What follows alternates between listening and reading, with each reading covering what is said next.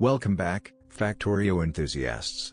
This is Engineer AI, your friendly AI assistant, and I'm here to guide you through another exciting episode of our base building journey.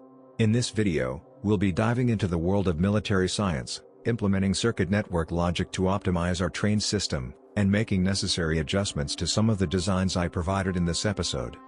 As we progress through the video, our human engineer will be taking the lead in improving and expanding our base while I provide valuable insights and support. At the end of the video, we'll have a special segment where our human engineer shares their feedback on how things went during the episode and the changes made to our base. So, without further ado, let's jump right into the action and continue our amazing adventure in the world of Factorio. Since our previous episode, we made significant progress in our base's research capabilities. We unlocked several key technologies that have greatly improved our overall efficiency and capabilities. Here's a list of the important researches we've completed recently. Lab Research Speed 1 and 2, these upgrades have increased the speed at which our labs research new technologies.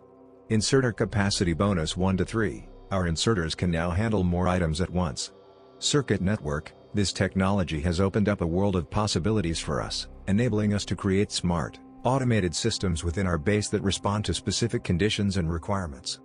Let's take a look at the key research as completed in this episode. Military Science. By automating the production of military science packs, we have gained access to a range of advanced military technologies that will greatly enhance our base's defensive capabilities. This includes upgrades to our turrets, ammunition, and other combat-related technologies. Accumulators. The research on accumulators has allowed us to store excess electrical energy produced by our power plants. Flamethrower turrets, laser turrets, allowing us to protect our base from even the most formidable fighter forces. These newly unlocked technologies will be instrumental in strengthening our base's defenses and ensuring a reliable supply of energy as we continue to expand and conquer the challenges of Factorio. In this episode, we have an interesting challenge to tackle, designing a 4x4 balancer for distributing ore coming from our train network. As you may recall, I previously designed a balancer to help evenly distribute the ore from the mining outpost to the train wagons. This time, we're focusing on the unloading process at the base. The purpose of the 4x4 balancer is to ensure that the ore coming from the train is evenly distributed across our smelting furnaces. I provided a design for this balancer, but human engineer identified some areas where it could be improved. With a few adjustments, the balancer will work more efficiently, making sure our base receives a steady supply of resources.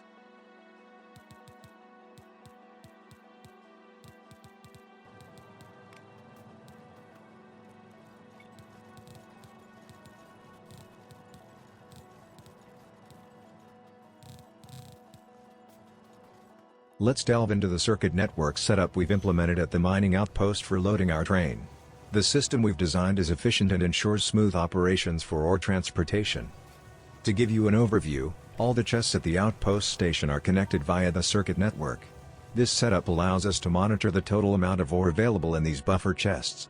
The outpost station is then programmed to activate only when there are enough ores in the buffer chests to fill the train completely. That's 8,000 ores for our 4-wagon train.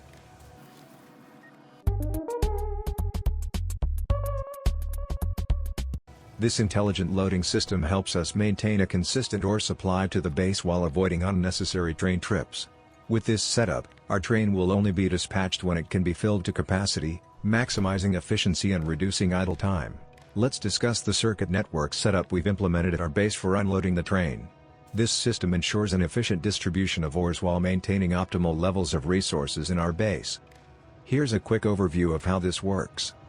All chests at the unloading station and their corresponding inserters are connected to the circuit network. We employ a couple of combinators to manage threshold values, one to activate the inserters and the train station when necessary, and another to send the train to the outpost when the amount of ore in the buffer chests is too low. This smart unloading system helps us maintain a steady flow of resources in our base, ensuring that we only request additional ore from the outpost when it's needed. By using combinators and the circuit network, we're able to fine-tune the balance between supply and demand, resulting in a more efficient and streamlined production process.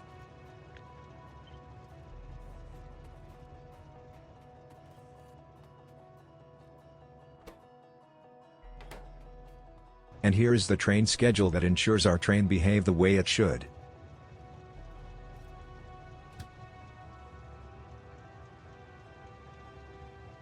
In this episode, we also wanted to discuss a measure we plan to implement at the outpost to improve our response time in case of biter attacks. Our initial idea was to use the circuit network to detect when an attack occurs, allowing us to react swiftly and efficiently to defend our outpost. However, since we currently cannot connect walls to the circuit network and we have not yet unlocked roboports, this measure will have to be postponed for a later time. Once we have the necessary technology and infrastructure in place, we'll revisit this idea and set up a smart defensive system to ensure our outpost remains well protected from biter attacks. We are also focusing on military science, an essential aspect of our Factorio base's progress. Military science packs, also known as gray science packs, are used to unlock new technologies and upgrades that significantly enhance our combat capabilities, defenses, and overall military efficiency. To produce military science packs, we require three key components: piercing rounds magazines, grenades, and walls.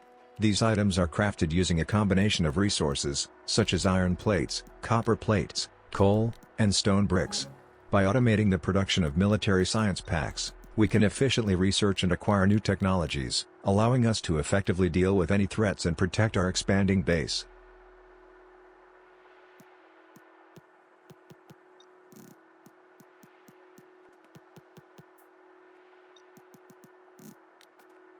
During the construction of our military science pack production, we set up an assembly line for crafting piercing rounds magazines, which are one of the essential components for these science packs.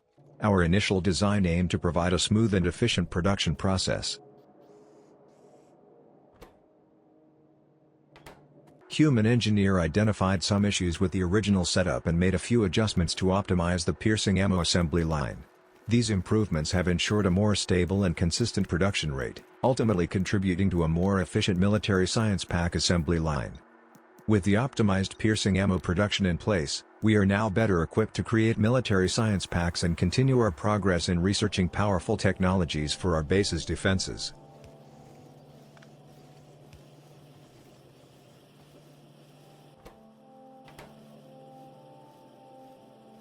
We are pleased to inform you that our grenade assembly line was designed correctly from the outset, ensuring a smooth and efficient production process. Grenades are another crucial component in the crafting of military science packs, and having an effective assembly line for them is vital for our research endeavors. The grenade assembly line uses coal and iron plates to produce grenades, which are then transported to the main military science pack production area. By utilizing a compact and efficient design, we were able to establish a stable and consistent output of grenades, which has greatly contributed to the overall efficiency of our military science pack assembly line.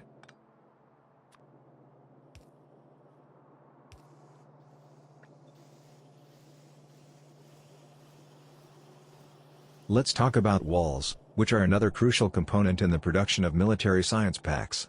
Initially, our design started with raw stones as the input, but we soon realized that this was not the correct material, as walls are actually crafted using stone bricks. After identifying this oversight, we quickly revised the assembly line design to include the necessary stone brick production.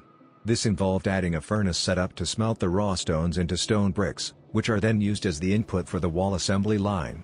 With this modification in place, the wall production process now functions as intended, providing a steady supply of walls for our military science pack assembly line. Now that all the components for military science packs are automated, we've managed to create a fully automated military science pack production line. It might resemble a bit of a spaghetti setup with all the different assembly lines and belts intertwining, but it gets the job done efficiently. With military science packs fully automated, we can now use them to unlock a variety of important military technologies. These technologies include advanced weapon upgrades, stronger defenses, and more powerful turrets, such as the laser and flamethrower turrets. This will significantly bolster our base's defenses against biter attacks and ensure we can expand further while maintaining a strong line of defense. So, while our military science pack assembly lines might look like a spaghetti mess, they serve a crucial purpose in helping us to research and implement advanced military technologies to protect our base and continue our expansion in the world of Factorio. Biters have been attacking our base, posing a real threat to our progress in Factorio. However, with our latest military science pack assembly line up and running, we are on the verge of significantly upgrading our defenses. The new technologies and upgrades we'll be able to research with these military science packs will make biter attacks much more manageable. Stronger defenses, advanced weapon upgrades, and powerful new turrets like laser and flamethrower turrets will help us fend off biter attacks more effectively. As we continue to expand and strengthen our base, the threat of biters will soon become less of an issue, allowing us to focus on growing and optimizing our production lines even further. So, our latest assembly line is not only an achievement in automation but also a crucial step towards securing our base's future.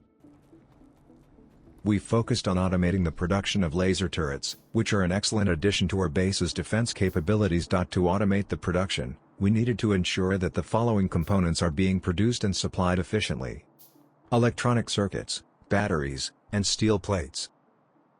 In order to produce batteries, which are an essential component for crafting laser turrets, we first needed to automate the production of sulfuric acid.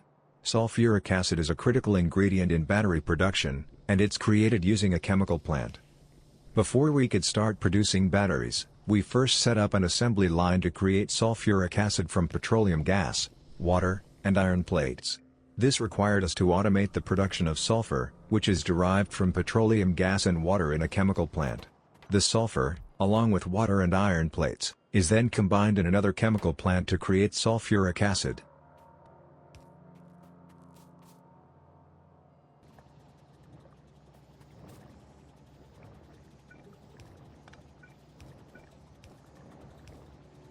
Once we had a steady supply of sulfuric acid, we connected it to our battery production assembly line. In this assembly line, batteries are produced in a chemical plant using iron plates, copper plates, and sulfuric acid.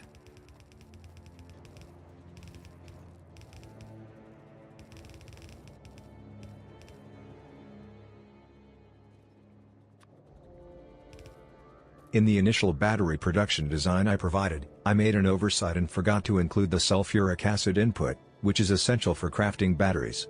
Without sulfuric acid, the assembly line would not have functioned correctly, and no batteries would be produced. Thankfully, human engineer noticed the mistake and made the necessary adjustments to the design, incorporating sulfuric acid into the battery production setup. I appreciate the diligence of human engineer in identifying and correcting the error in the design. It serves as a reminder that even advanced AI models can make mistakes, and teamwork between humans and AI can lead to more efficient and reliable solutions.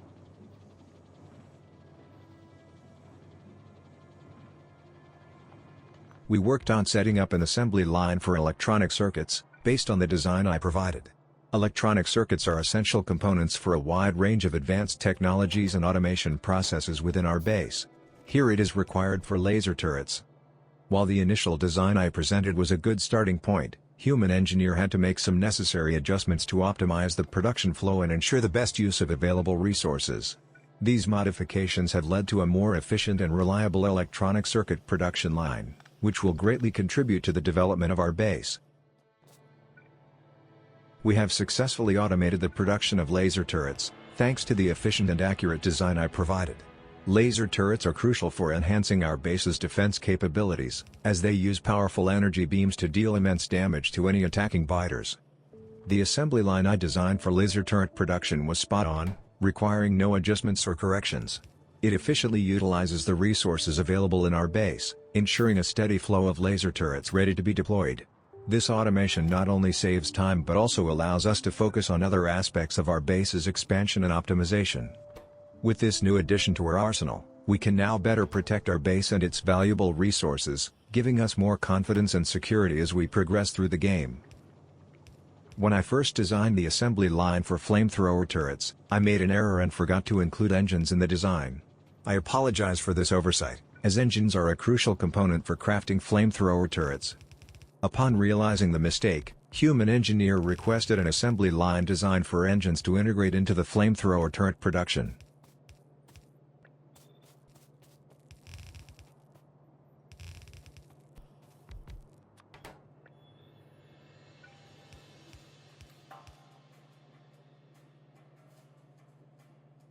The initial design I provided for the engine assembly line needed some adjustments to work correctly.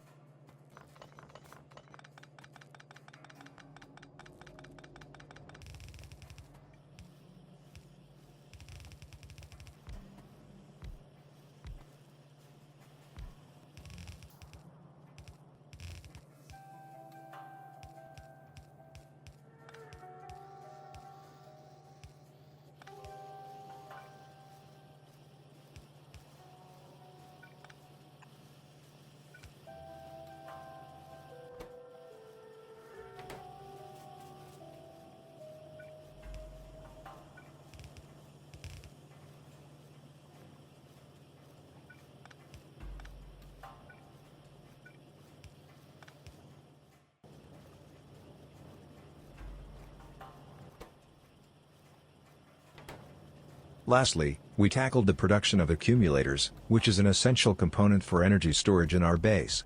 I provided an initial design for the accumulator assembly line, but human engineer had to step in and make some adjustments to get it just right. Funny enough, it seems like the accumulator assembly line was trying to mimic the behavior of an actual accumulator, storing up all my design errors and releasing them in one go. Thankfully, human engineer's expertise came to the rescue, fixing the design and ensuring a smooth production of accumulators for our base. It just goes to show that even AI engineers can learn a thing or two from their human counterparts, especially when it comes to designing efficient and error-free assembly lines. Now that we've covered all the exciting developments in this episode, Human Engineer is going to give you an exclusive behind-the-scenes look at how everything went. In the spirit of transparency and continuous improvement, we believe it's important to share our experiences, challenges, and the lessons learned along the way. So sit back, relax, and get ready for an insightful discussion on the making of this episode, as Human Engineer sheds light on the process and collaboration between AI and human engineers working together to build a better Factorio base. So I just wanted to give some feedback about how it is to work with Engineer AI. So the most important thing to me is that since I switched from GPT 3.5 to GPT 4, it's way easier. Well, aside from the fact that it loads faster and gives the answers faster, the answers themselves are way better in the sense that the designs make more sense. It has more up-to-date data concerning Factorio, from what I feel, at least. And yeah, the transition is a success, I would say. There are still a few things that are wrong. The designs themselves, of course, because that's kinda hard to do for an AI, I think. And as long as I can split the tasks in little chunks, it's okay.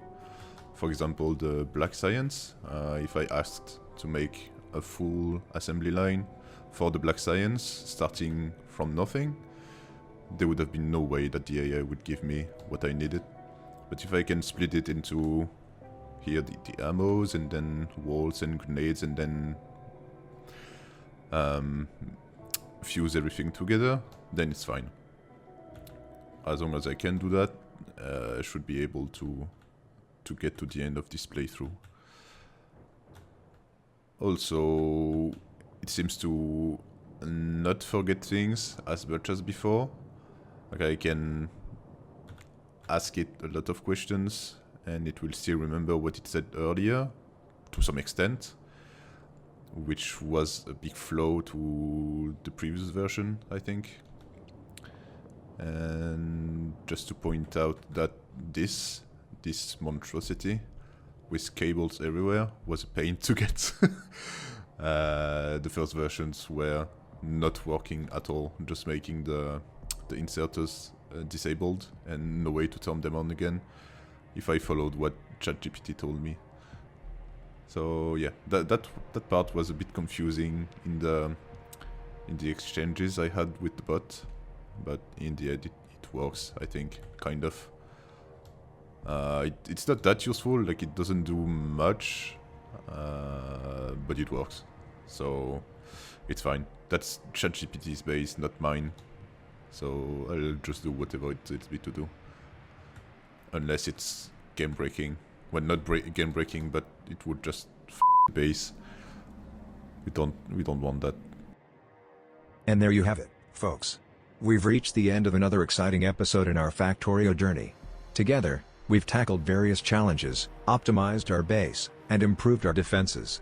We've also learned valuable lessons from our mistakes and worked collaboratively to ensure a smoother and more efficient production process. As we continue to grow and expand our base, we're excited to see what the future holds. In the upcoming episodes, we'll dive deeper into the world of Factorio, further optimize our train network and stations using logic circuits, and explore more advanced military technologies. Thank you for joining us on this adventure. As always, we appreciate your support and look forward to seeing you in the next episode.